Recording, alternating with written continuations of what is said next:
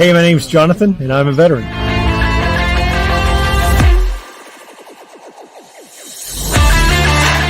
Hi, my name is Daryl, and I'm a veteran. My name is Chad, and I'm a veteran. Hey, I'm Travis. I'm an Air Force veteran. Hi, my name's Ashley, and I'm a veteran.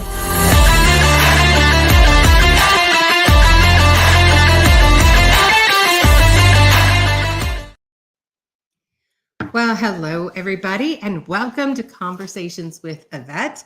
I'm Kara Lee, and I have a wonderful, wonderful guest for you tonight in the wings. So I want to first apologize for not doing a show the last couple of weeks. It has been really, really crazy. And as you can see behind me, I am actually in a completely new area, and I keep hitting the desk with my chair, and my TV is going crazy. So I've got a lot of things that are still packed. I'm desperately trying to get them undone, unpacked, and ready to go. And some of those are the books that had been given to me by several veteran authors. So just know I will have those available. I'm going to be putting them back behind me also for everybody to see. On a side note, I want to thank Veteran Voice Radio. They gave me this wonderful tumbler at Hero Stock 2024 in Lebanon, which was August 3rd. I met some wonderful guests that were there and some really talented artists and singers and songwriters. So there was Guitars for Vets, there was Sal Gonzalez, there was Scotty Hastings, just so many that I can't even list them all. So just want to, shout out to Hero Stock. Jason, you did a wonderful job, Jason Steiner. And then also, of course, Veteran Voice Radio. They were there and they broadcast live.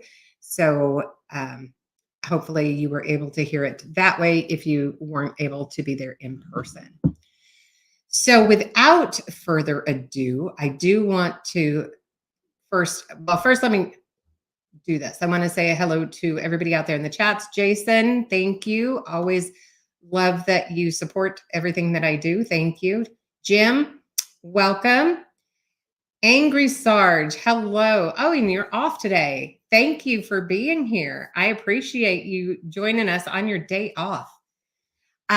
Okay, so let's go ahead and introduce my guest, Adam Bird. Hello. Hello. How are you today? I'm doing great. Thank you very much. It's a pleasure to be here. It is so wonderful to have you. It's really an honor for me to be able to have you here and be able to have a conversation. So I guess we could jump right in unless there's anything specific right off the bat that you kind of want to talk about. No, I'll follow your lead. Okay. Well, then let's go ahead and start by asking the question about your childhood. What was your childhood like? God, it was so long ago. I was born and raised pretty much in Wisconsin. Did a lot of my growing up there, and then when I was about 15, we moved to Arizona. But childhood, I was hunting, fishing. Still do that today. Played a lot of sports growing up. What was your favorite sport? Baseball was kind of my thing at that time. And what position did you play? Oh, I was. This was. Let's see here. Major league with Charlie Sheen was big, so I was like a pitcher and a catcher. I could not pitch to throw my. I was hitting everybody. I literally was a wild thing in Little League in our town. But I did that up until like the end of junior high. When I got into high school, we had moved to Arizona, and I stopped playing kind of sports there because I just didn't really feel like I fit in. I went from a school that had probably 80 people in my class to my graduating class in high school in Arizona was 630 plus. Okay. So it was a little bit of a culture shock, but after high school, I joined the National Guard in Arizona. Okay, so you didn't go to college. No, I went. Actually, I did 1 semester of college. I had gotten a scholarship that was enough to pay for a semester, and then I ran out of money, and I was like, I got to get a job. Okay. So that's And join the Guard. if y'all see me doing this, I've got this little itty bitty fly and it just landed on my forehead. So, so I apologize in advance. So first off, going back just a little bit. Yeah. What was it that made you decide to join the military? Obviously, money, was that a factor? Yeah, I mean, it was probably the biggest factor was the GI Bill at the time, and what's ironic about it is I never used it. So I went in and was like, oh, I'm gonna get this money for school, and then I was like, I never used it. But it was probably one of the better decisions I made in my life. I kind of needed it at that time of my life. I wasn't sure what direction I wanted to go, where I wanted to, or what I wanted to do when I grew up. And had a friend of mine was a local recruiter that I played pickup basketball with twice a week, and I was like, hey man, I need a job. Let's talk about this military thing. And I had my uncle graduated from West Point. My grandfather was a Korean vet. So I had family members that were in the military. So it's kind of helped me grow up. And when you decided that you wanted to join the National Guard, did you talk to your parents first about it? No, I was already out of the house by then. I remember it, depending on who you ask, but I remember it as my mom was pretty upset at first. She was like, what are you doing? I was like, you told me to get a job. So I did. And I was like, it's part-time. I only got to do it on the weekend. So it's like, it's not that big of a deal. I don't know. So I did that just shy of 9 years. I stayed in there for 9 years, and from 98 to 2007. Okay. So, and that was in Arizona? Yeah, Arizona. I spent most of that time, all that time in Arizona. And then in the National Guard, they had, so I was most people were, well, what'd you do? I was a truck driver. So I was an 88 Mike. Loved it. Great people. And then did a deployment in 2003, just after the initial push. Okay. And that was into? In Iraq. Okay. And then, was that Operation Enduring Freedom? What was the campaign? Yes, it was Operation Enduring Freedom. OEF? Okay. Yep. Okay. And when I got back from there, I had been working full-time for the Guard, for a drug task force that they had. So it was the National Guard, Army Guard and Air Guard had a joint counter, I don't know what they call it. It was like narco-terrorism task force, something or other. I forget what they call it now. But I did that for a few years, and then worked a few corporate jobs. Was the face for the University of Phoenix for a while, until they took the big layoff in 2000 and 2010. Angry Counter Drug. Yep, that's what it was. Yeah. The drug program. And then I kind of got into entrepreneurship around the 2011, 2012. Okay. And what was it that you got yourself into with? So I had while I was working for a couple of different education groups. I mentioned University of Phoenix, and it makes my skin crawl that I mentioned that, but I was working for another school, and I was asked to come on a local radio station down in Scottsdale, Arizona, and talk about education benefits for military. And I kind of got the bug. And at the time, there wasn't a podcast network that was just all veterans. So we started what is known. We believe we believe that was the first all veteran podcast network at the time. And that was in 2000, and it was like spring of 2012 when we started that. And we had that for about 3.5, 4 years. And then we shut that down. We just I had a business partner where we just had different visions of what we wanted to do. So the very next day I created a company that I own now called Heroes Media Group. And I've been doing that ever since. We just celebrated our 9-year anniversary last month. That's exciting. Been doing it ever since. So yeah, that's really exciting. And we're going to get into a little bit more about that business. I want to go back a little bit. So you were deployed. How long were you deployed for? I came home early from my deployment. I had an opportunity, and so when I left, as I was gearing up for deployment, I was married at the time and had a son. So my son was 10 days old. 10 days old when we got deployed. So I was probably gone altogether a total of about 8 months, which is a really long time. Yeah. People don't quite realize. They think, that's not long, right? But in the scheme of things, I mean, you're missing so much, right? You're missing. Yeah. Like it just became a dad, and I was like, oh, like now I'm going over. There's always the unknown. I was 24, turning 25 at the time. Everybody at that age is kind of full of piss and vinegar. So, how difficult was it for you to switch those gears? I had already started kind of mentally like, now I have a reason to live. Like I go over there, whatever happens. Right. And you don't know when you get over there. It was like, oh, you're a truck driver. And I didn't really do that while I was there though, so it was, got attached to some cool groups that I got to work with my time there. I think I was in country maybe a total of 4.5 months, maybe, if that. And then I came home on a Red Cross letter, and Army gave me the opportunity. They said, you can go home for 2 weeks or take a one-way ticket. And for the longest time, they wanted an answer. I said, can I sleep on it? And I went and I talked back to everybody, everybody in my company, at least my roommates and stuff that we had in the tent. And I asked them, I was like, what would you guys do? And they're like, dude, we're hauling crappers from one end of the base to the other. Like, go home, dude. Like, handle it. We're not doing anything fun anymore.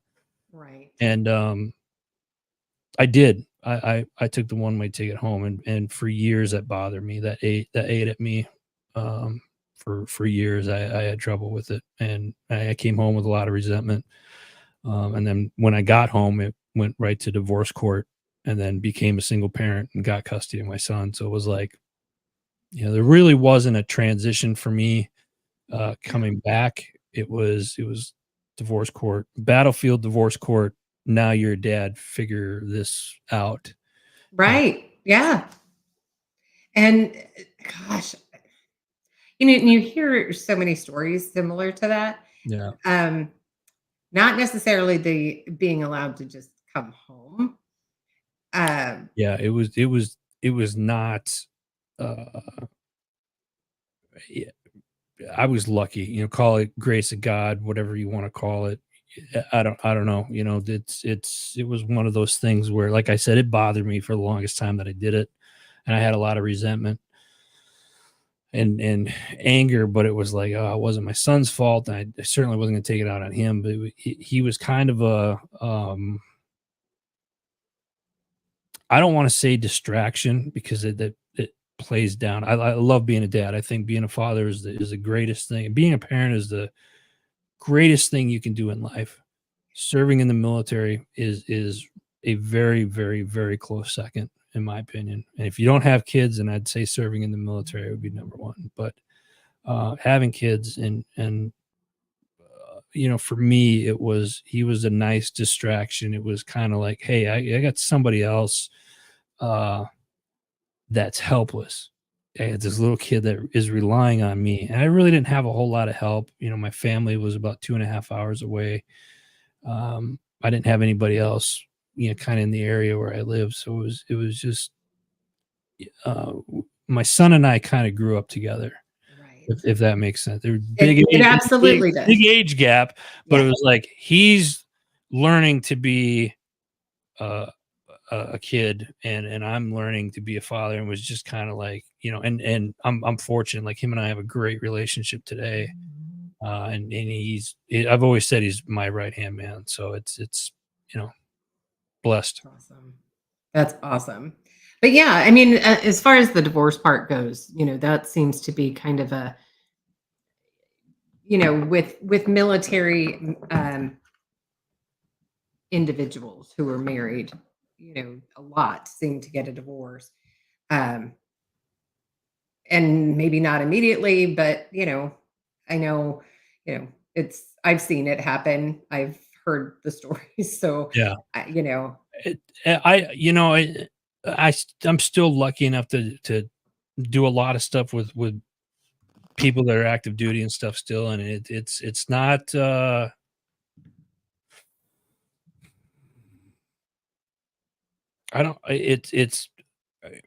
I haven't seen a lot of people that are in the military that haven't been divorced at least once. I know a few. I know of Right. probably a handful, and it is just like they are the few, but it's pretty interesting, I guess is the word. I want to go out to the comments here. We had some good comments and questions already. So let's see. So the first one, Jason said, "Thank you for your service." Oh, thank you. Yeah, no, thank you. And then Jim, he wants to know, he says, "Thank you for your service. Did you ever meet or interact with Jennifer McCaffey?" Or Jennifer Johnston was her maiden name. She grew up in Arizona as well, and she was a lieutenant colonel when he met her. I'm bad with names, so I maybe if there was a picture or something like that. I'm Right? not. He not said she pinned Full Bird in 2017. She was once battalion commander for recruiting in Phoenix. Probably not then. That was 10 years after I got out, so there's probably a slim chance. Not to say that it wasn't a possibility, but I don't recognize the name. Sorry. Right. And then Angry Sarge says, "I do love how there are a lot of NG peeps. I appreciate that, and believe it or not, it was smart for me to go that route. Soon I can retire from my second job. You can't beat that." Nice. I like that. And who's that? Angry Sarge? Angry Sarge. If you, Angry Sarge actually has a podcast. Oh, no. Okay. Yeah. So write him down. Go check him out. Really great guy. And he's actually going to be checking you out, he said. So he's going to check out your company. So nice. And we'll get into a little more of it too. And I'll be posting the website for everybody as well. So let's see. Okay. Yeah. So he said, Angry Sarge said he'd been divorced once while he was both military and LE. All right. It's a tough life. And tough but rewarding, I think. And I think the biggest thing is, and somebody just had this conversation with another group earlier today or yesterday, excuse me. They said, what's the hardest part about being married? I think it's communication. And I think when you're in the military or you're law enforcement or what I like to call community heroes,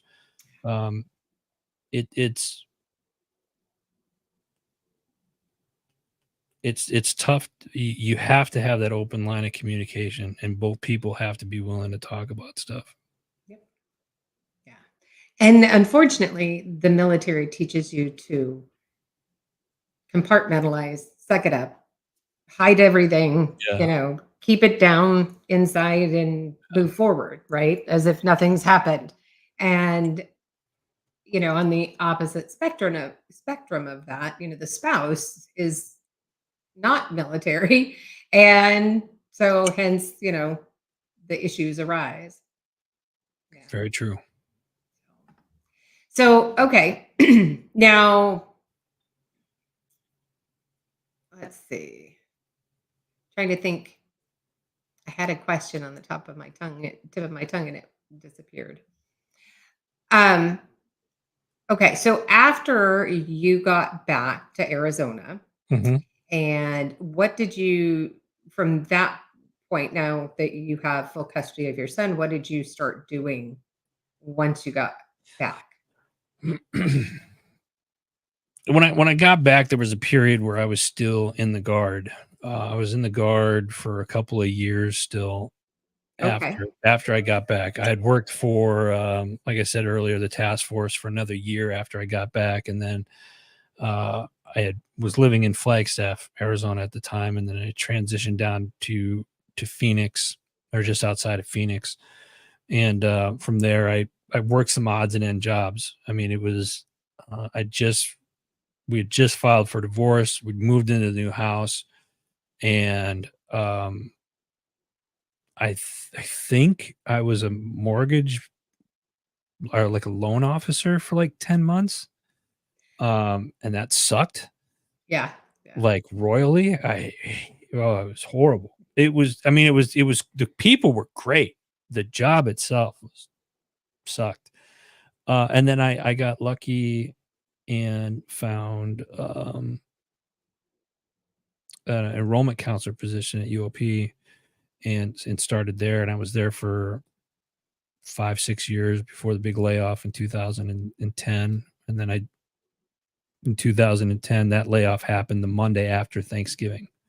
Oh, wow. I'll never forget that. There was a lot of politics involved with that. I've never really talked about it or my feeling. It was the greatest thing that ever happened to me. Really? Oh yeah. Yeah. It was because I was stuck in a position. At that time, I was in a management position, making good money, was doing pretty good, but they just wanted to clean house. And it was, the stocks were low and they wanted to make, the bean counters up top wanted to make their millions. So they found people they didn't like. And I was my senior was somebody they didn't like. So they just got rid of all of his teams. And, Wow. but it was a blessing in disguise. It was, like I said, probably the greatest thing because I was stuck there. I wasn't going to go get my master's degree, and I needed that to move up in the company at the time. So it was the best thing that could happen to me at the time. And then I took like 2 months off. I was like, well, I got a severance package. I'm going to enjoy life a little bit. And Nice. I started getting headhunted by another school, and they asked me to come be a trainer and a manager. And I was like, yeah, I don't want to do that. Like, give me like one of your low positions. I just want to come in, do my job, leave me the hell alone. And at 5 o'clock leave, go get my kid. And just like, I just want to be that zombie that just goes back and forth. And I did that for 9 months. And my manager kept calling me in. It was around the 6-month mark. He kept calling me in his office, and we'd have a one-on-one meeting. He would ask me questions. He's like, well, in your experience, what would you do with this? Blah, blah, blah, blah, blah. And then the very next day he'd call a team meeting and regurgitate everything I told him the day before. It didn't bother me at first. I was just kind of like, man, okay, whatever. He was kind of a younger guy, and I was successful, in management at the previous job. So I didn't mind helping. But then it just kept going and going and going. And I was like, you know what? Screw this. It's like, I'm doing your job for you. So it was April 1st of 2013. I walked in 20 minutes late. I started collecting all my stuff. Everybody started laughing. They're like, it's April Fool's, a good one. I was like, yeah, I quit. And I walked out. And I haven't worked a corporate job since then. And he had no idea why He had no clue. In fact, 20 minutes later, after I had walked out, it was about 20 minutes later, he calls me on the phone. He's like, hey, man. I was like, yeah. And he's like, where are you? I said, I quit. And you could like hear a pin drop. He's like, are you serious? And I was like, yeah. He's like, oh, we're all sitting here thinking it was an April Fool's joke. And I was like, joke's on you. It was real. I said, best of luck to you, man. and I hung up the phone, and I started, next day was a little bit of a shocker for me. Like I woke up, I was like, I got a mortgage payment, a car payment, I got a kid to pay for, daycare. At this time he wasn't in daycare, but it was like all this other stuff, and I'm sitting there like, ooh, Right. what did I do? Yep. But by the grace of God, I'm still here today, and it worked out. So, Well, and we're really glad that you are. So when you finally did, though, retire or separate from Yep. the National Guard, did they provide you any resources at all? I know. I get laughed at a lot for that question. I really want to be like, oh yes, they gave me this packet, and it was just like, here, take this and go do this and go do that. It was like, good luck. Hey, you got a good luck. There's the door. Don't let it hit you in the ass on the way out. Like, Oh my gosh. like it wasn't good. I was very bitter about it. It was the way I got out and the time that I got out was kind of a shady time. I didn't have a family care plan, and I was getting ready to I was planning on re-enlisting in 4 months. And they said, hey, you gotta, I think it was, don't quote me on this, but I want to believe it was like Hurricane Katrina, like that time frame. I think it was like 2006, I guess, summer 6. Wow, time. And it was they're just like, hey, you got to do this. And I was like, I don't have a family care plan. I went to my parents and they told me no. I'm glad they did. And at the time I was trying to switch units to be an instructor on a more permanent basis. And they were like, well, you don't have a family care plan, so you can't be in the military anymore. And I was like, well, F you. You guys don't want me to, I mean, you're not going to let me do what I want to do, then I don't want to play anymore. And I was like, here, I tell you what, take the second half of my bonus and get me out tomorrow. And that's exactly what they did. It was no questions asked. I was the very next day, I got a phone call. I went in and they said, here you go. Good luck. And next day. Next day. It was literally the next day. That is going to be a record for the military. And it was, I was so pissed off, and I felt like, you want to talk about, like we always know, like when you're enlisted guys, like, yeah, we're expendable, right? That's kind of comes with the territory. But that intensified that. I was like, man, that's okay. I know, but I started having doubts. Like, did I just waste 8.5, 9 years of my life? Like, this is bullshit. Excuse me. But I was like, no, this is your platform. Why the hell? Like nobody. And then they were just like, I didn't know about the VA or benefits. I didn't know what to do. I just thought when you're out, you're out. You lose everything at that point. So for several years, especially where you're not retiring.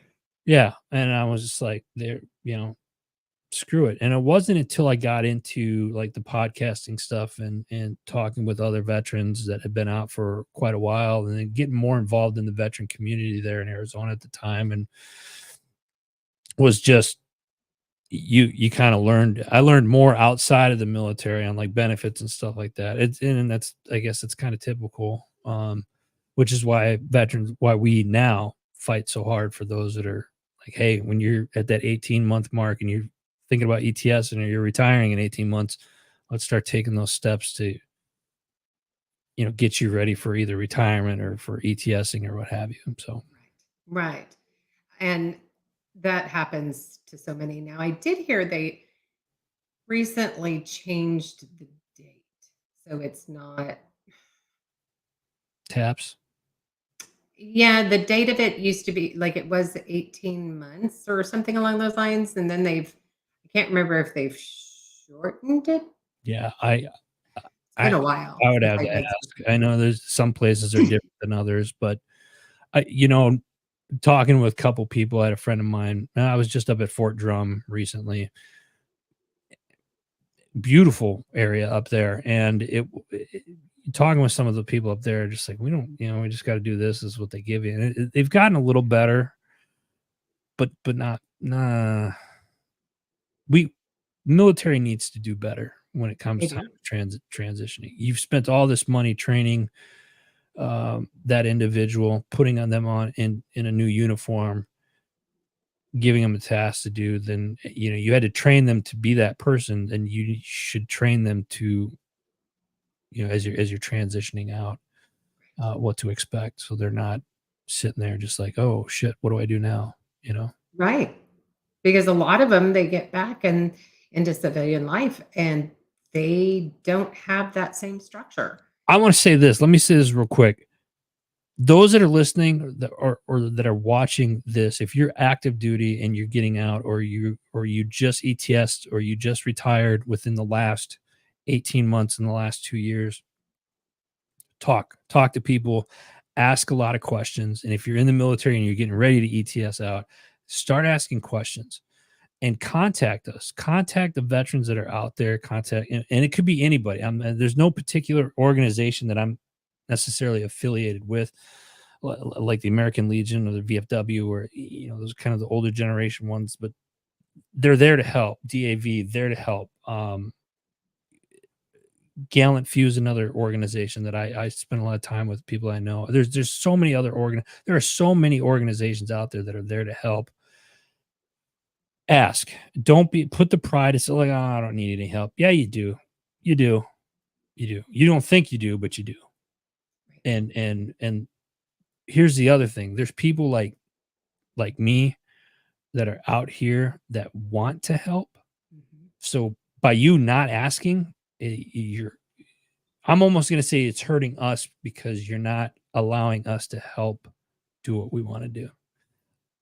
That sounds weird. That sounded better in my brain, but whatever. I know. I understand. And I think everybody out there understands what it is you're saying, because just like anybody who goes through that downward spiral and pulls themselves up by the bootstraps back into right headspace, right? They're willing and able then to be able to talk about the processes and the fact that they're there for somebody else who's gone through it, right? And they want to help, because that all of you volunteered. I mean, not all, obviously. Yeah. Vietnam, different situation. But I mean, here in recent years, it's all volunteer. And each one of you has seen things, whether it's been in state or, within the country, outside, deployed. I mean, you all have your own stories. And just because you might not have been in combat doesn't mean you can't even just listen when they need to talk. Right. So, I mean, and you're there as protectors, right? I mean, everybody who joins, that's a lot of what it is. You're protecting, whether you know it or not. That's really what it is. You're protecting those of us here in this country, and even protecting others in other countries from those people that are out of control. So I think it's a natural instinct to want to help others. Yeah. Yeah. I guess that's kind of, there's my roundabout. Very, very much so. It wasn't really until I was older. Hey DJ, appreciate it, man. It wasn't until I was a little bit older, like in my late 30s, till I realized what I wanted to do when I grew up. And it was, it's like, you're 38 years old and you finally realize what you want to do when you grow up. Yeah. And sometimes that happens. And that was it. My focus, mind you. So at that time, my son was starting high school. So my focus up until then was him. Like he was he was like the center of my universe. That's all I had cared about. I didn't care what happened to me. I didn't care about anything else. I didn't care about a job or anything, clearly, because I quit one. it didn't matter to me at the time because I was like, screw it, we'll figure it out. It's as long as he's taken care of, it's all that I care about. But when he started high school, it was like, I gotta start letting go of the reins a little bit and letting him start finding his way and make sure I'm setting a good example now and kind of letting him fall. He got accepted into a private school. Wow. And for high school. And this was another kind of a transition for me. It was 2 hours away. And it just happened to be where my parents, it wasn't far from where my parents were living. And I was like, well, I don't want to move back there, and I was like, well, I guess I could stay up here. And he looked at me and he asked me, he's like, can I live with grandma and grandpa while I'm going through high school? And it was like, ripped my heart out. Like, what the hell am I supposed to do? Kind of thing. And it two things happened. One, I realized how much I relied on him being there because I didn't have to deal with all of my shit. I just kind of, like you said earlier, sometimes we just store that stuff in the back, right? Yep. So I realized at that point how much I was relying on him being there for me to take care of as much as he needed me to take care of him. And now there's this transition where, okay, so we sat down with my parents and God bless them. They said, you know what, buck stops with you. You still make the calls, but we have rules here at this house. Obviously he had to obey the rules there, but he moved in with my parents and then I was commuting back and forth on the weekends for the first year and a half, 2 years. And I was down there pretty much every weekend. And then I sold the house and moved out east. And then I was commuting back and forth every 3-4 weeks. I was commuting from Pennsylvania to Arizona. And that was like that for 3-4 years, about 3 years doing that until he went off into college. And by the time he went to college, I was like, hey man, you're good. Just I gotta commend you. I mean, that's a great story. I mean, a dedication and determination. And I say that because a lot of people have a trouble. Like, how could you let your kid move in with your parents? Let's be clear. I got a lot of slack from friends at the time. They said, "Oh, I could never do that." It's because you're not in my position. You know what I mean? That's right. As parents, it's our job to give our kids the opportunities that we never had. And this was a great opportunity for him. Who the hell am I to say no to that? I didn't want him going to public school, not up in the Phoenix area, not where we lived. He had so much more opportunity going to this private school, and I wasn't sure how we were going to do it, but we figured it out and we made it work. And it's what he wanted to do. It wasn't like you just shoved him there and said, you're on your own. No. In fact, we were looking at another school. He wanted to get into engineering at the time. And there was another school that we went and looked at. And I was like, shit, I don't know how we're going to do this, but we'll figure it out, man. Like, I got to make this work because I want you to have this opportunity. And then it was my mom that was just like, hey, this is a private Christian school. And I was just like, okay, let's shit. Yeah, let's go look at it. And my mom was just like, oh, it's so much this and so much that. And I was like, oh, Jesus. Okay. And I remember, I'll never forget this. I walked around the corner and there was like this big thermometer thing and it said 9.2 million on it. And I was like, well, that's interesting. I was like, hey, what's that? They're like, that's how much money the senior class got in scholarships this year. And there was like 80 kids in that class. And I figured that out. And I was like, holy shit. Like, yeah, that's enough for everybody to go to college. And that sold me. It was the thermometer that sold me on it. And I signed the paperwork there and he started that fall and spent his 4 years there, graduated, and he got over $600,000 in scholarship offers that he never would have gotten had we stayed in Phoenix. And that's not for those of you watching, that's not a beat on the chest or anything like that. I say that merely because it was the hardest decision I've had to make as a parent. Hardest decision I've had to make as a parent was letting him go to a school where I wasn't going to be there 24/7. That was the hardest. Was it worth it? You're damn right. Because guess who didn't pay for college? You know what I'm saying? Like he ended up getting a full ride scholarship to school. So was it worth it? Absolutely. That's a Absolutely. lot of money when you stop and think the cost, especially the rising cost of tuition. Yeah. And I mean, it's something that as parents, we really sit there and struggle with as to whether or not we're going to be able to afford it. And again, it was like it was one of those things where like I got lucky, grace of God, call it universe, whatever it is you believe in, right? For me, it was a big God factor, and I looked at it, it was like, you know, he's starting his senior year of college next week now, and it's been awesome. But it's he had to work hard to get it, but Right. it was we were lucky, and it just, if you know, it fell in. We're very blessed, you know. But again, I say that for those out there. Again, it wasn't it's not a brag or a beat on the chest by any means. We have to make hard decisions as parents. It's not being a parent is the hardest job in the world, but it's also the most rewarding job in the world.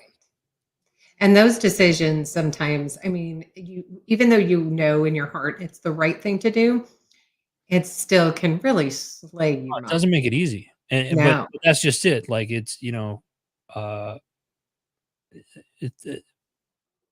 making decisions isn't always, you're not always going to have to, it's not supposed to be easy. Yeah. Right. It's called life. Yeah. If it was easy, it'd be boring. Right. Yeah. Yeah. So.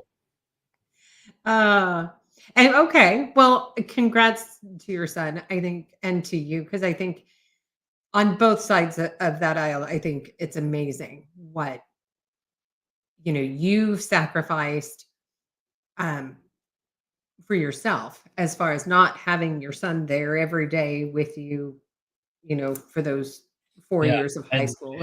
And the first 6 months was very, very dark. Yeah. Yeah. Yeah. I know how I was when my middle son went to boot camp. And that was the 13 weeks. Yeah. I was like crying every night. It was bad. But so I get it. I understand it. Obviously not the same thing, a little different, but and then for him to really just take the reins and go, right? And just put all that effort into it. And I really wish him the best. I think Right. I'm really excited to hear what he's chosen and where his life leads. I think that'll be a great story. Yeah.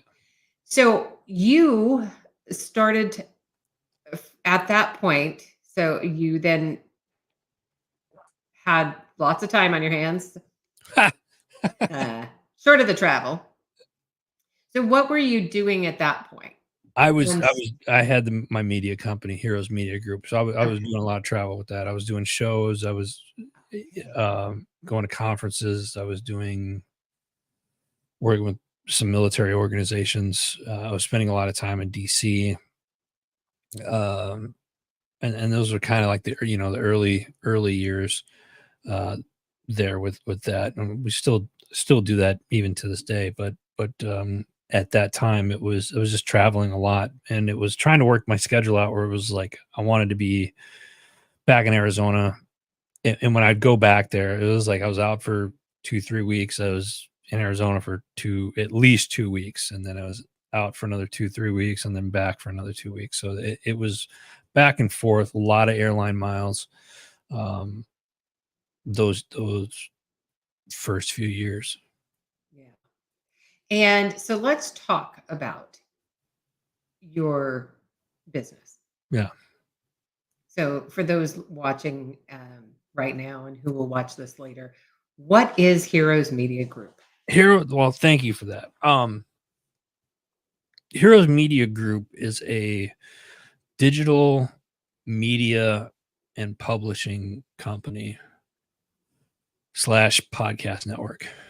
I started it in 2015, and that was after having another network 3-4 years prior to that. So I've been podcasting since 2012. Oh wow. And we got about 50 shows on the network right now. Currently, it started off as just kind of a directory where podcasts could come and then we would help promote them and kind of get their name out there. And then I would coach people how to start a podcast. And then eventually we started a production team, and now we produce other people's podcasts. You record it, you send it to us, we do all the fancy shit with it, send it back to you. Wow. And you're good to go. So we've been doing that since 2015. Yeah. And then 2017 we started our publishing arm, and we help authors take their manuscript and turn it into an audiobook. So we'll do the full production of audiobooks. We're working on 2 currently that will be out sometime February, March of next year. So we do about 2 or 3 a year on those. And is the publishing side of that, is that strictly for veterans? Nope. No. And that's the nice thing with Heroes Media Group. You don't have to be a veteran to be a part of HMG. It's my old company was like that. So I changed it from all veterans to heroes, meaning community heroes, law enforcement, firefighters, first responders, educators, like our teachers. And then we added a clergy piece, in there as well. And we wanted to really change kind of the dynamic of how media was delivered and consumed. Now, I'm not a technology company, so I'm not necessarily, when I say being delivered, it's just our approach, how things are said. I think we could all agree that there's probably a little too much negativity that we see on mainstream media here in the United States. It's garbage, in my opinion. So let's create more positive. There's just as many, if not more, positive stories out there. And the problem with that, though, is like when you try to get network sponsors or stuff like that, people tell you. I had a gentleman tell me, this was 2017. He offered me a bunch of money to be a partner, and he's just like, "We need to change this up." Positivity isn't sexy. Negativity. Yeah, those words actually came out of his mouth, and I was just like, "You can pick a direction and fuck off that way, and go double time it." It's not about the money for me. It was never about that. It never has been. It's always been how we can help people get to where they want to go. And, like I said, we just celebrated our 9-year anniversary. And we just had 2 new shows start this past week on the network, and we got another one starting next month. So we're constantly growing as far as our show lineups go.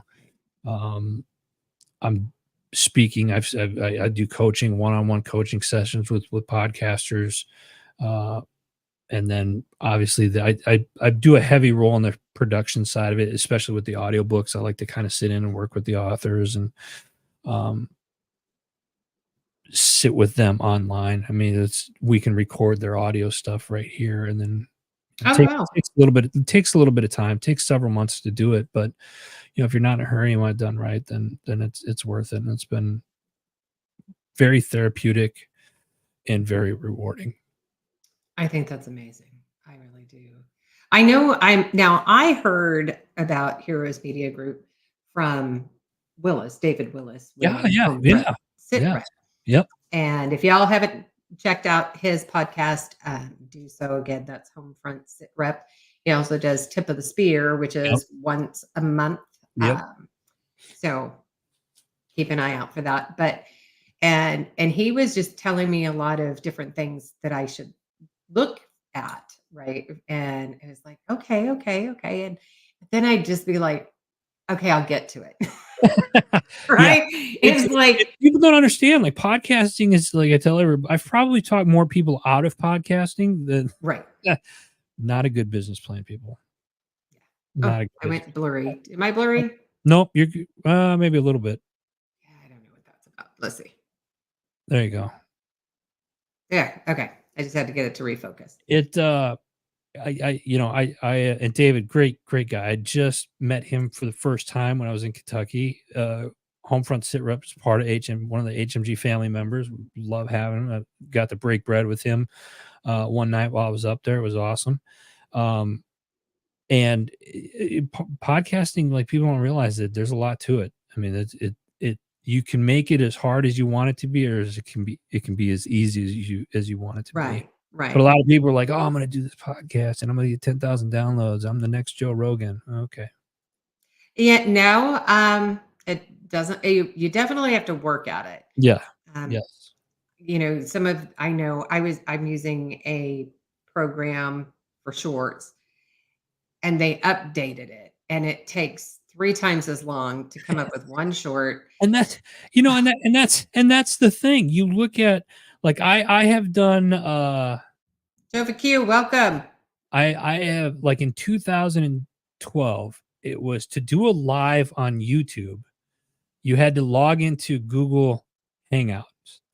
Okay. And then stream it over to YouTube. Like that was been done and gone. And there was like 4 places that you could actually do a show at that time. And now there's, I don't know, 20, 30 different places or the audio places and all the other things. And then, oh my God, the technology is, oh Jesus. It's, oh, you got AI, you got this, you got that. And it's great, but you still need that human touch.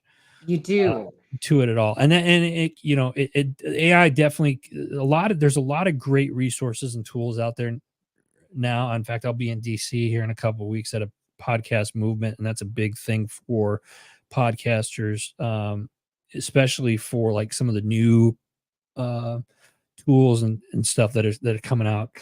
And it's I don't want to say it's gotten easier. It's definitely gotten, well, yeah, it's gotten a little bit easier, but you still have to go in and it's maybe shorten your time. So if you're spending like 3 hours on something, it may have shortened it to 2, maybe. Right. Which is great. It saves you an hour, but yeah. And the thing that I found, and I don't know if you've noticed this, but so when I first started using this program for my shorts, it was fast, it was efficient, it was user-friendly. Then they updated it and things crashed every second. Yeah. Like you'd go in to change a word that would show, that actually shows on the screen, right? That's going to post. And maybe when it recorded it and it's trying to transcribe that word, it's the wrong word. So you go in and update the word and it crashes.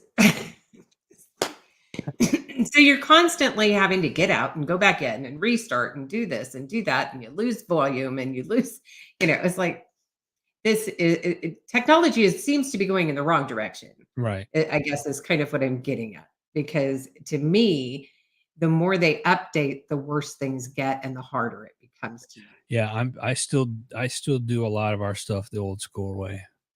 It takes me a little bit longer, but I know it's done right.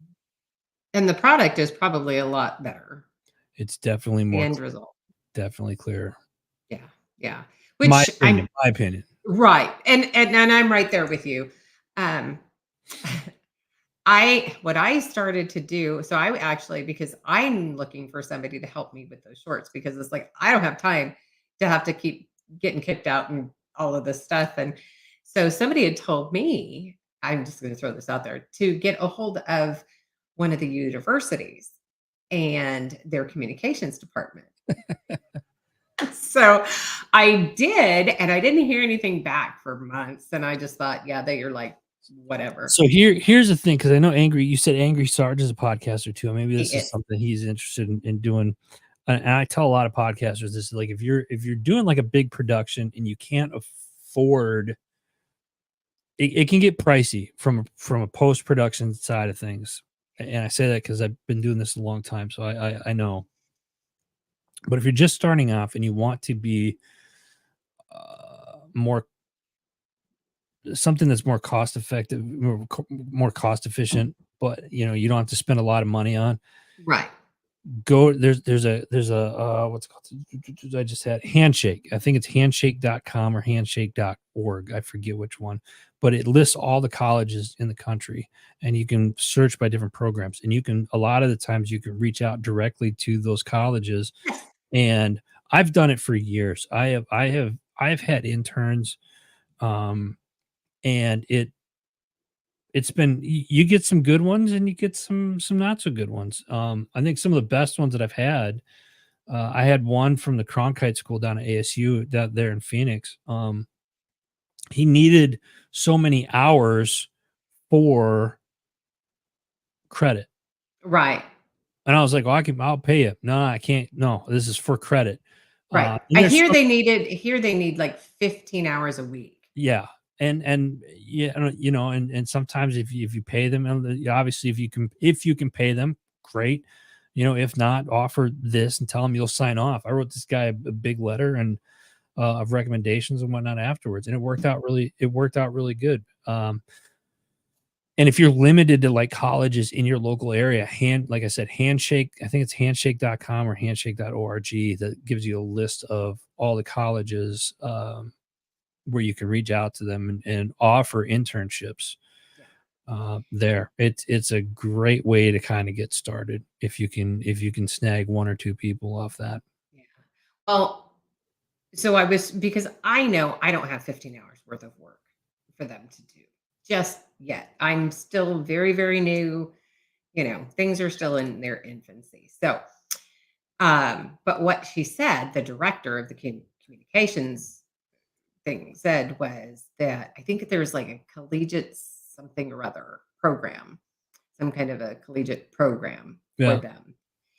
And that they don't have to have specific hours. So she said she took my information, she says, and I will put you on the list. We start gathering the data, and then they start working with people in January. Nice. So I'm really excited. And of course, as you know, everything that we do, we can do electronically, right? Yep. It's virtually. So yep. It makes it really nice. And I think I'm old. Excuse me. So when it comes to electronics, you stay in the game as best you can, obviously, but things change so fast. Back in the 80s, it used to be that technology changed once, especially when it came to computers, once every 180 days. Now, I have no idea what it is now, but I'm sure guessing it's a lot less. Yeah, it's probably changing as we speak. Exactly. Yeah. Right. So to keep up with it, I can't do it. Right. But yeah, I'm really excited to learn more about your company. And I think what you're doing is something really wonderful, because not only, you're bringing all of those podcasters together too, whether you know it or not, or whether they know it out there, because now they're all one central. It's kind of I don't like to say, like, the podcast shows that come on HMG, they're not clients. So we charge, there's a monthly to be on the network. And then there's different tiers. If you want me to do everything for you, where you just show up and talk, that's going to cost you quite a bit of money, or it can. And those are some of our bigger clients on that one. But for the podcasters that just want to be affiliated with us and have a show page on our network, one of the things that we do, and we're really one of the only networks out there that do this. And I say other networks because you talk about like the 800-pound group hosting companies like Libsyn, Podbean. I think Buzzsprout's another one. Some of the what other ones, but we actually promote your stuff. And I have a podcast that I do, the Decision Hour, and I do that whenever I feel like actually working. The other one I do every Friday at 9 a.m. Eastern time. I do the HMG Weekly Wrap Up.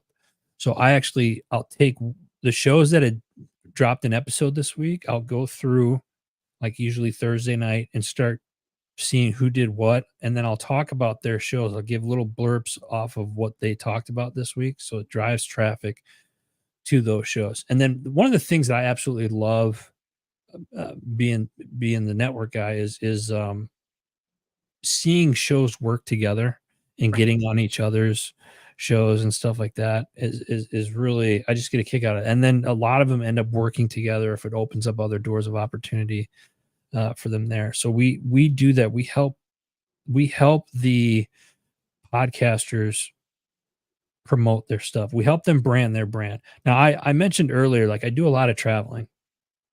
I'll do military shows. I've done Modern Day Marine. I've done AUSA, which is like those big shows that they have down in DC. We usually have tables and stuff there. We've done NASCAR, Major League Baseball teams. We don't do NFL or NBA, but we've done hockey. You have a show that's on the network. In fact, one of the shows out just went to Nashville, covered NASCAR, and we got them a few passes out there. I don't guarantee that we can get the media credential for you. And there's some things that you have to do, for that you're representing the network out there, but you're branding your brand while you're there. One of the big shows that we do, and this is for all you hunting and fishing guys out there, and this is very selfish. Gals. And gals. Yes. Yes. Women too. And I'm literally throwing myself under the bus on this one, but the Great American Outdoor Show is in Harrisburg, Pennsylvania every year. It's like 9 to 11 days. And for all you outdoor guys and gals, this is, it's heaven. Leave the credit cards at home, because you would be booking fishing and hunting trips that would last the rest of the year. It's a blast, and we go up there and we cover that every year. And so there's a lot of different perks. Army Navy game, we're trying to get back into that. We haven't been doing that for the last couple of years. So I'm trying to do it. It's in DC this year. We try to open up the door opportunities for our other podcasters and stuff like that. I'm a very kind of a cheerleader for like the underdog or the ones that are just getting started. You know what I mean? I do. And I just love helping people get to where, tell me what your vision is, and then let's figure out how I can help you get there quicker. That's awesome. That is awesome. I know. I obviously am going to be in contact. We're going to have a conversation. And I'm sure Angry Sarge is going to be getting a hold of you as well. So what is the best way for them to reach out? Through your website? Yeah, you can if you follow us on all the social platforms, it's at Heroes Media GRP. So it's Heroes, HEROES Media GRP, Golf Romeo Papa. And that's on every social platform. Our website is heroesmediagroup.com. Okay, so I'm putting this out there, guys, in the chats, and bear with me here a minute. It's HEROES. Did I spell it wrong?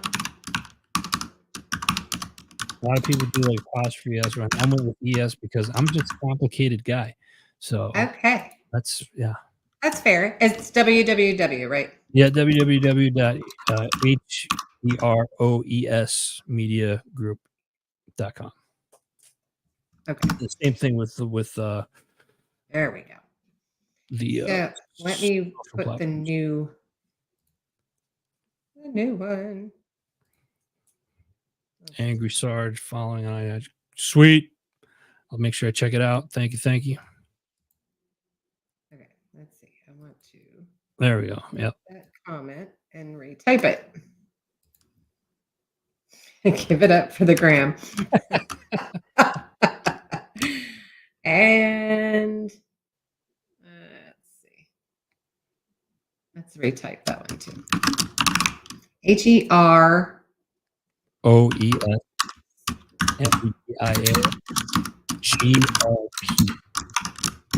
for the social. There's that one. For all you social people out there.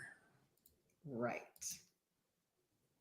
Okay, so we put that one out there. I deleted the other two, and then I'm going to go ahead and put in the chat. So you should be able to just click on that link and go. Yeah, and those of you that watching, listening, or watch this later, or what have you, if there's something I can do, check it out. And if you got questions or whatnot, I'm happy to help. Send us over. There's a link on the website that you can reach out to us, send me an email, or just hit me up on any of the social platforms. Just, hey man, I saw the show, got a question, yada yada yada. I'm here to help. Like I'm old. I'm getting older. I shouldn't say that. I take that back. I'm more seasoned in life. There you go. I'm more seasoned in life, and I want to help as many while I'm still here taking breath. I want to help as many people as I can. That's my purpose in life. Yes, and I think that's an amazing purpose. Really, what you do, I think, is just wonderful. So you talked about a few resources that you were aware of. So resources. I love that word, resources. What kind of resources do you have? What kind of resources do you need? Resources for veterans, specifically. Angry Sarge. I'm like a seasoned beef. Angry Sarge is such a great guy, and his sense of humor, I absolutely love it. Seasoned beef jerky. I like. Yes. Resources. There's a lot of great organizations. There's, how do I want to put this nicely? There's an abundance of nonprofit organizations out there. There are. And we can go through some. You can see if you know of any. There is a plethora. That's a big word for me. I'm actually kind of proud of myself. Have you heard of Warrior Rounds? I have. God, there's it, and I'm thinking of ones that I've worked with directly in the past, or ones that I've supported in the past. Gallant Few, they're based out of Dallas, Texas. They've been around since 2012, 2013. Is that Gallant Few? Gallant, yeah, GALLANTFEW, I believe, .org. Carl Monger, he's like an older brother to me. Great guy, great organizations. They do a lot. It started with an Army Ranger running from, I think it was Fort Benning at the time, to Indianapolis. That's kind of how it all started. I won't get into how everything, but they do a lot, especially for those that are transitioning out. Team ADDO, Team ADDO, is another one. They're based out of Tampa, Florida. They suit veterans. They actually do custom made to measure suits for transitioning veterans out of the military. So it's like, here's our thank you. Like, here, you're transitioning from one uniform. Let us help you get your next uniform. They do I'll be with them next month. They do a big fishing tournament down in Tampa, Florida. But Team ADDO, Team ADDO, and then they also .org. Yes, correct. I believe so. Yep. And they do like help with resume writing and job interviews and kind of get you prepped for stuff like that. But then awesome. the selfish part of me is like, I was just on a fishing trip. Like, there's all those really cool organizations that help. And I think they're also important. And here's why I say that is because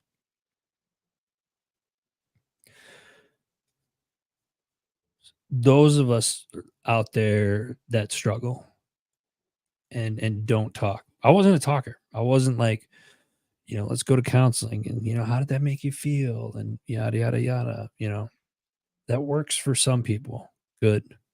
That doesn't work for everybody. And then you get dragged into like a group setting. Okay. It seems kind of weird for some, and for some it's great, but it doesn't work for everybody. Right. But then there's other organizations that, there's hunting trips, there's fishing trips, there's book writing clubs, there's, whatever. There's really something out there. I believe that equine therapy is another one. I actually did that for a year. I did a horsemanship class where I was working with horses for a year. I found it to be very therapeutic, and it helped. And you work with other veterans around these animals and stuff like that. You work with other veterans, going on a hunting trip for whatever. And it is I believe that there's something out there for everybody. You just got to find what works for you. And you don't give up. Yeah, that's the biggest thing. Here's the thing. There's no reason for you to give up. And it's easier said than done, because a lot of the times you get to a point where you feel like you want to give up. There's no hope. There's this, there's that, and whatever else. The world is coming down on you. You know what? There's a bunch of us out there that felt the same way at some point or other. Reach out and let's walk you through it. There's always hope. There's always hope. That's a mindset. You just got to change your mindset. And once you do that, then here's the other thing, and this is something for kind of the younger people as well. You only get one life, right? Everything that you want in life is right here. You got to grab it by the balls and own it. And it's like, oh, it's easy to be negative. You're right. It is easy to be negative. Somebody said, oh, it's easier to be negative because there's just so much stuff that's going on. You're right. I 100% agree with you. However, if it's that easy to be negative, then it's just as easy to be positive. And if I can add to that, please. The way that I see it is, like anything, negativity and or positivity, the more you do it, one or the other, right, becomes a habit. Right. So you're either going to be negative all the time, and it's going to be really difficult to stop, like drinking or smoking or drugs, right? Because it's a habit, right? You get into that mindset, and digging yourself out is difficult, to say the least. And flipping it to a positive side makes it really difficult, especially when things are happening all the time, right? You lost your job, your car's in the shop, whatever the case may be, when things like that, you got to try and find some silver linings in things, right? Like you woke up breathing this morning. Yeah, that's the first thing to say. It's like, hey, I woke up this morning. Whew, oh, it's gonna be a good day, because it could have been a lot worse. Exactly. Never would have known about it. I know that sounds really funny, right, to say, but you start there and you can build off of that. Exactly. Right. Exactly. I got a flat tire. Yes, it sucks getting a flat tire. You check the mail. I got bills. Shit. Well, no kidding. Like that. Nobody likes bills. Right. Yeah. It sucks. But if you look at, hey, I ate today. Hey, I got a roof over my head. Hey, I got air conditioning. Those of us that have been in the desert without air conditioning certainly knows how much that sucks. I got toilet paper. Huh. Where are my Iraq vets at? Like, that was gold. Toilet paper was currency. And not that long ago in 2020, it also was. Yeah, right. Yeah. Everybody's at the Costco and the Sam's Club. What do you need 300 rolls of toilet paper for? There's 2 people in that house. Jeez. The apocalypse. Yeah. But it's I honestly think DJ, you crack me up. So, DJ likes bills. So you want to send all your bills to DJ, feel free. Please send your bills to DJ at P.O. Box. No, I just think, a lot of the times we go through life, you come on situations that you just have no control over the situation. But what you can control is your reaction to those situations. Does it suck? Yeah. Be mad, but don't be mad for very long. Just try to, like you said earlier, I'll use what you said, find the silver lining, in it. It's just, you kind of like, okay, this is bad, but you know what? It's not going to last forever either. And the question you need to keep in your head is there anything I can do about this? Right? When things happen, can I change this at all? Yeah. I mean, things that are like Mother Nature, right? And Yeah. oh my gosh, I just lost my house because of a tornado. Can Yeah. you do anything about it? No. No. So, there's Build a certain new one. things. Call the insurance company. You can do that, and then That's right. build a new one, That's right. or relocate. Right. Now you got options. Exactly. There's I some don't mean to silver sound like lining. that as inconsiderate, but it's like, But look at that's trying it. to look in different directions other than, down. And I'm going to tell you, I try and be positive in all things. However, Yeah. when we talk about this, you and I both are not saying that you need to be 100% positive every No. moment of every day, Right. It's because not we rainbows all and have, unicorns right? and We all have our moments. I'm going to tell you, I had a breakdown yesterday. Yeah. I mean, I had reached a limit of my niceness ran out. Yeah. My positivity was empty. Yeah. I was like, I just kind of went, and I had a little mental breakdown. It lasted 20, 30 minutes, start to finish, right? I mean, not a tantrum, not but just feeling overwhelmed Right. moment. And you talk it out, you get through it, and you're like, okay, I'm sorry. It's like, I'm very sorry. When things pile on and you're constantly like, well, we can do this, and well, we can do this, that adapt and change. But at some point, your mind is like not catching up. Yeah. And you're like, okay, You're I have looking for adapted and someone to changed talk for the to. last time this week. Yeah. No, I agree with you. It's you can't be positive all the time. I'm not. I'll be honest. I'll throw myself under the bus again. Most of the time, I probably have a negative reaction to stuff,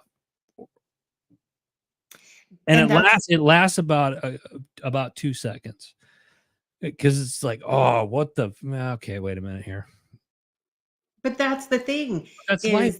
when your mind can switch it, right? And you realize, all right, I can't do anything about this, or how is this going to affect me? And here's the thing: it takes practice, and it took me many years. I haven't perfected it yet. You ask my wife; she'll tell you. Because if I start getting to the point where it's like, all right, somebody needs to be throat punched, she's like, I think you need to go for a walk. And like when she says that to me, that's kind of that light switch. Is just like, Yeah. Okay, I guess I'm acting in a manner that's not pleasable to people around me, so I'll go for a walk and just kind of cool off or whatnot. It is. It's something that, you just, if you don't give up on yourself, right? And just say, this is too hard. Life is about learning and adapting and growing. So if you work on it on a regular basis, and you say, okay, today when I wake up, I'm waking up and I've got this positive look on life. Think today's going to be a great day. And all of a sudden, something happens. Don't give up. Yeah. Find that silver lining, pull yourself together, and just know it's not going to last. My grandmother had that saying, and I'm sure you've heard this too shall pass. Yeah. I like looking at it like everything in life is temporary, including life itself. Yeah. So you already know what the end result's going to be. Exactly. We all know what the end's going to be. We just don't know when. So, and you don't know when. So why not one, live life to the fullest while you're here, and two, choose to be positive as much as possible. That's not to say the negative shit's not going to happen. I'm not, Right. Oh, yeah. but you can, when it does happen, you know how to react to it and just kind of move forward from it. So, Yeah. Well, now is the time when I tell those out there in the chats. If you have a question for Adam, go ahead and put it out there and we'll get his responses for you. yeah. Um, I'll just address this right now. I'm 6'2", 270. I got blue eyes. I like long walks in the woods on moonless nights. Pisces, for those of you that sensitive side. Yeah. I have a very sensitive side. Yeah. I'm sorry. I was going to ask a question, but I thought it was a little bit sorry. That's whatever. Yeah. My husband's on here, so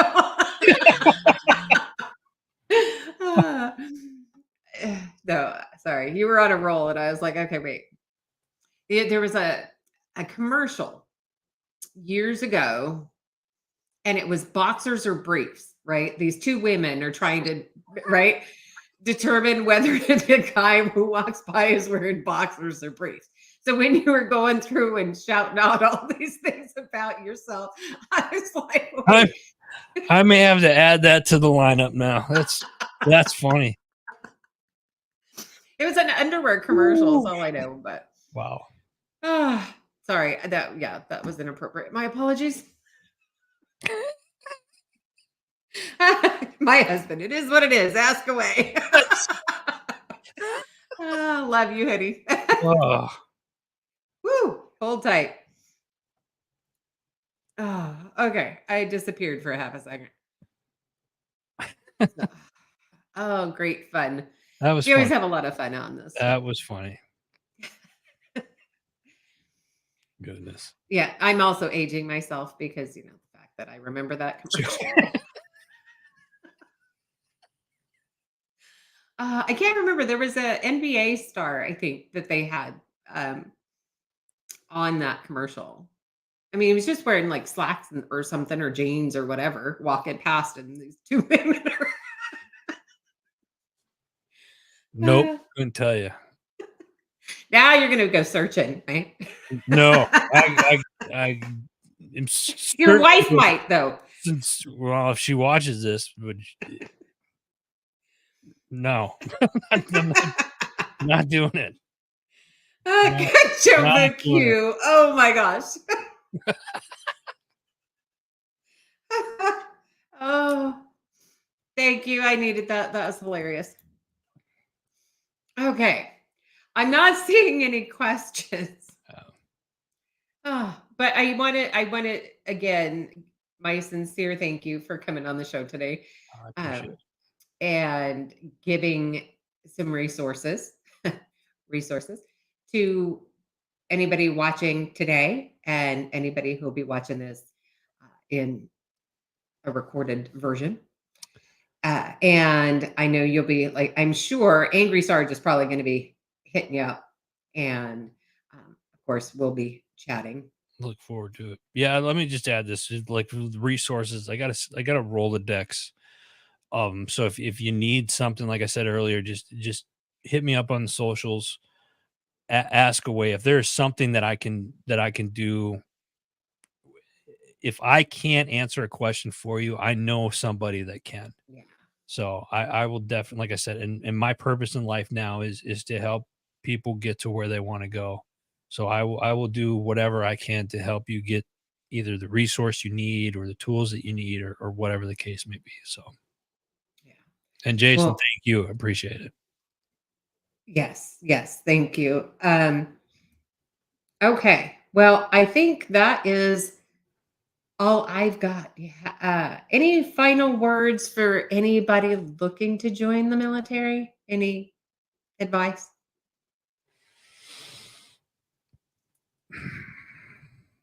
If you're looking to join the military, I think it's one of the greatest honors that you can have, and it's needed nowadays. You be a part of a group that is less than I think it's 0.01% of the nation's population. it's a very special group, community, what have you. And it was, I wish I could say at first it was a calling for me. It became a calling once I got in, and I miss it every day. And now that my son's pursuing that, and I've been still very much active in the veteran community across the country, you get to meet a lot of people and other veterans of different eras, and it's great. It's one of the best decisions I've ever made in my life. So if you're thinking about doing it, and here's the other thing for you young folks out there, if the military says, hey, or like I'll use the Army as an example. If they offer you to go to a school, take it. And when you're young, take advantage of everything that they throw at you. Get the experiences, travel the world, do the cool stuff, whatever. Get out of it whatever it is that you want to get out of it, because they're going to get pretty much everything that they want out of you. So, and remember, it's a two-way contract. Yep. Yeah. Oh God, please. I have to say that a lot of times because people forget. Mm-hmm. Our veterans tend to forget that they both signed a contract. Yes. So, well, Adam, I want to thank you again from the bottom of my heart, taking time out of your busy schedule to come on the show today and have a conversation. And we will be talking again. If you want to hold tight, though. Yeah, sure. Before I let you go. Everybody who's out here, I want to say a great big thank you for coming on and joining tonight in the conversation as well. Jova Q, Jim, Jason, DJ, Play Nice, Killian. Let's see. Who else? Pretty much, did I hit everybody tonight? I think I did. I just saw Jim's comment, my life sucks. Oh, it does not, Jim. You're doing great things. We'll be talking. Okay, so for everybody, please have a wonderful rest of the night. And then we will see you again this coming Sunday, 6 p.m. Central Time.